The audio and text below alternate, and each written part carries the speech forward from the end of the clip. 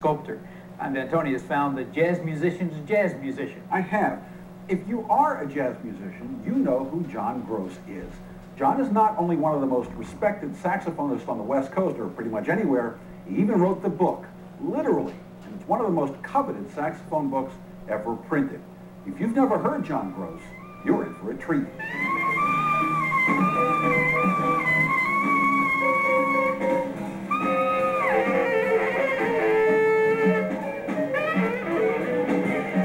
John began playing in Los Angeles around the time that Ornette Coleman was breaking through.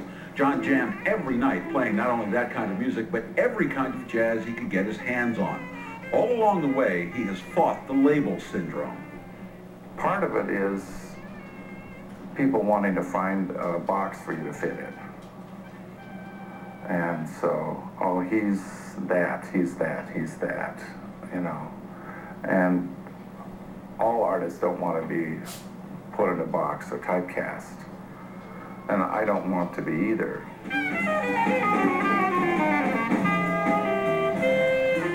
The style of music I play, songs that sometimes don't have a harmonic structure or sometimes don't have a closed-end form, that's one thing that I like to do. When I do that, I enjoy doing it because it's a different challenge. You're still working with the basics of music, melody, harmony, and rhythm. It's not the same repetitive form over and over again. But one of the things that I love doing is playing with people who just like to play songs. You know, I play with a terrific musician. You know, I mean, he's very famous, Dave Frishberg.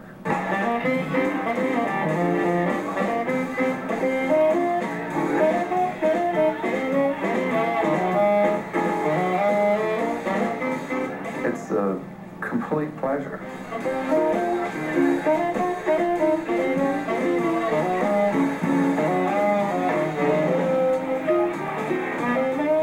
The main thing I like to do is play with musicians who are good at what they do. And if I can have an opportunity to play with somebody who plays in a certain style well and fit myself into that style, I'm thrilled. You know, and so the only kind of music I want to play is good music, and sometimes the form or the shape or the overall sound varies.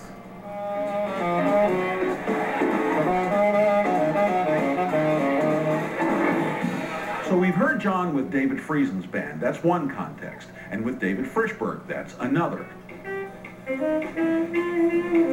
Still another is this intimate, thoughtful, exploratory, well, free context with his longtime collaborator, Billy Mintz.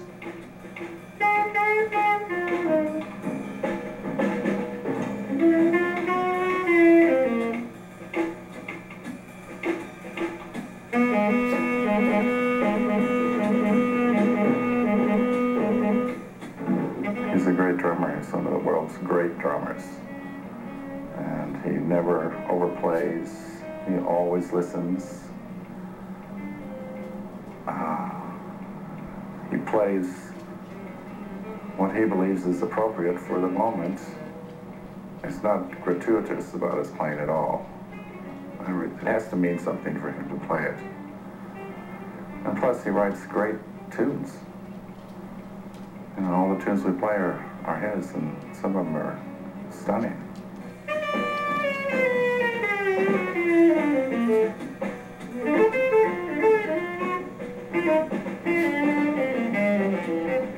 How does it change your playing, not having a bass player? Or does it? Well, I don't have to wait for the bass solo to be over. Let's cut that out. It's important. No, it just leaves so much space.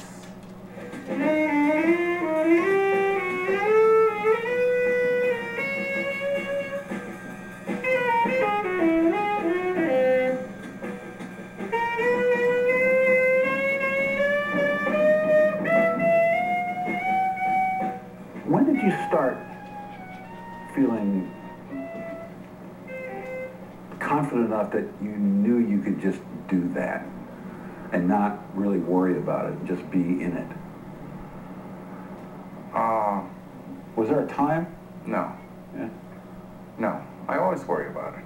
Oh. And you're only as good as your last job. And, I've been playing in public for over 50 years, and I always get nervous. And I always want to do my best.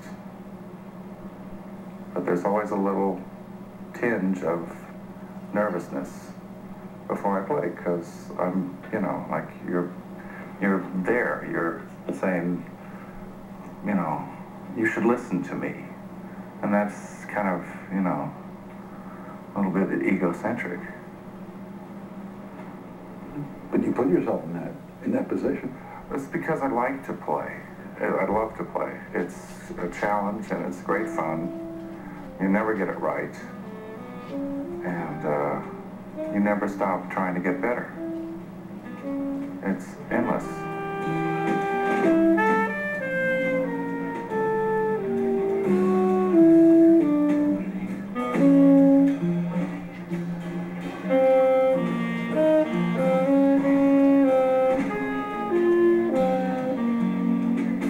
Most of the time in our stories, we show you how a musician prepares for performance. Not John. He's a very private man. When we mentioned that it was hard to shoot him here at Jimmy Mac's because of that music stand, he said, half seriously, that he was hiding behind it. So somewhere in here, your horn is resting. It's resting, yeah. It's resting. Yeah. It's got to stay there, too. I know. Why don't you take it out? You don't play in here? I practice. You practice? Down in the hobby room in the basement. Really? Yeah. Got a little room down there. It smells of chemicals and paint. And I go down there and practice because nobody can hear me. And when John practices, although we're not going to see him do it, one thing he uses is his own book, Multiphonics for the Saxophone, a practical guide, 178 different note combinations, diagrammed and explained by John Gross. It's a classic, a Bible for many, and John uses it himself almost every day.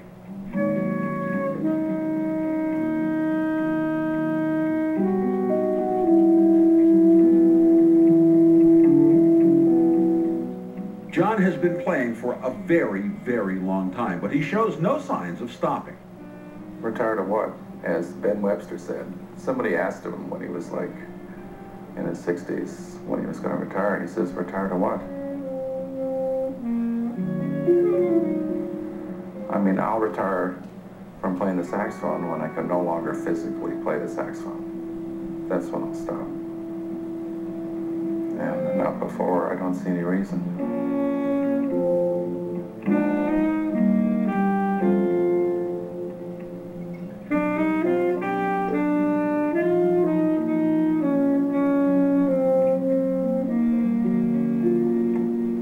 John is a full-time musician, but he has another job, one that he keeps to himself. He's a drug and alcohol counselor in an institution that he prefers to also keep to himself. What do you bring to that? Well, I haven't had a drink or a drug in 21 years. And I've gone through all the necessary schooling to be licensed and be certified by the state. So I'm bringing my experience being sober for a long time and, what I've learned practicing as a counselor and what I've learned in school. And plus I know how they feel, having been there. The hopelessness, the self-pity,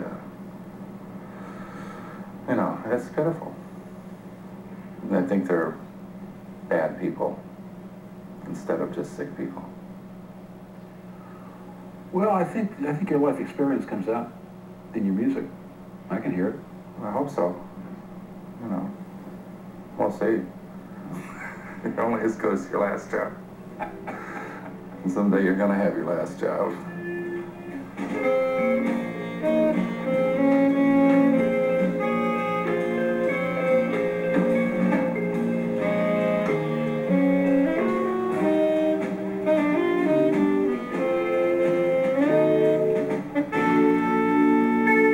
John keeps a low profile, except when he takes to the bandstand. He doesn't have his own website, so to find his CDs or his book, you'll just have to Google it. You'll find several sites, but watch out, do not go to johngross.com. That's an insurance agent. Now, we have a link to some of his recordings on the Artbeat website. Keep an eye out on your local listings for John. Every time I've seen him, it has been a wonderful musical experience. Thanks, Tom. Time for this week's Artbeat calendar. Your chance to